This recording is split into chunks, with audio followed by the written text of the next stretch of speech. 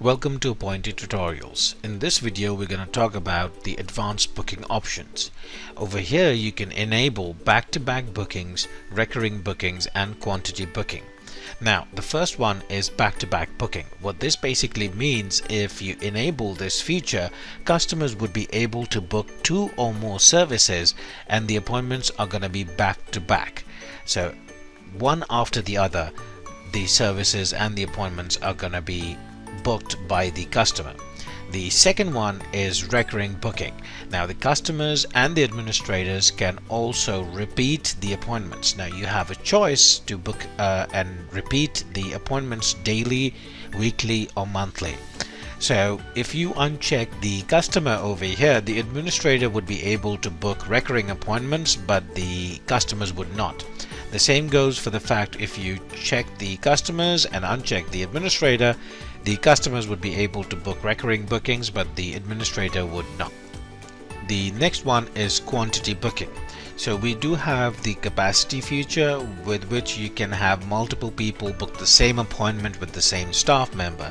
In addition to that, we also have quantity booking, which lets the customer book multiple people without filling out their details. So in a scenario where the person says, hey, I'm gonna be booking an appointment and I'm gonna bring 4 of my friends, so he can choose the quantity and you can change the aliases for the quantity. So it can say number of people.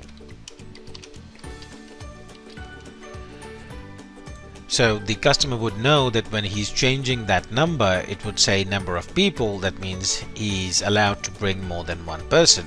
And in this scenario, the system would not ask everybody's email. So it's going to be a group booking, which works with the capacity booking and the quantity booking. Next one is the notification settings. Now Appointy automatically sends out an email reminder. We do have an option to send out an SMS reminder as well.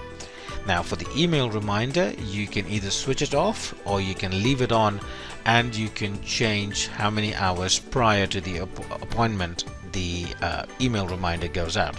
The same goes for the SMS reminders. Once again, we send out 1 email reminder and 1 SMS reminder. Once the customer books the appointment, he gets a booking confirmation email. Now if you scroll further down, you see that booking notification SMSs could also be sent to the administrator and the staff members. So you have 2 options over here: either never send an SMS, or if you're sending the SMS, there you have 2 options: whenever an appointment requires approval or each time an appointment is booked. Now this works with the booking rules and layout. So if you have requires approval over here, then depending on the appointment, the customer, the administrator and the staff member will also get an SMS letting them know that hey, somebody's booked an appointment and you need to approve them. Now you can either switch off the administrator so that only the staff member gets the SMS, or you can switch off the staff so that only the administrator gets the SMS. You can also leave both of them on. The next one is booking policies. So we have a cancellation policy, additional information and terms and conditions. So you can add cancellation policies over here. You can add additional information if you want to.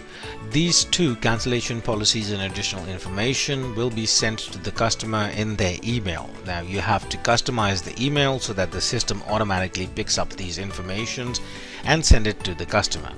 Then the third one is terms and condition. What basically happens over here is when you add content over here or adding terms and conditions while booking the appointment, before the customer can confirm the appointment, he would see a pop-up and would say terms and conditions and would have the content that you add over here. The customer would then need to click on I agree, henceforth agreeing to the terms and conditions, and only then would he be able to book and confirm the appointment. Now the terms and conditions has a 1500 character limit. The same goes for additional information that has a 2000 character limit, and cancellation policies that also has a 2000 character limit.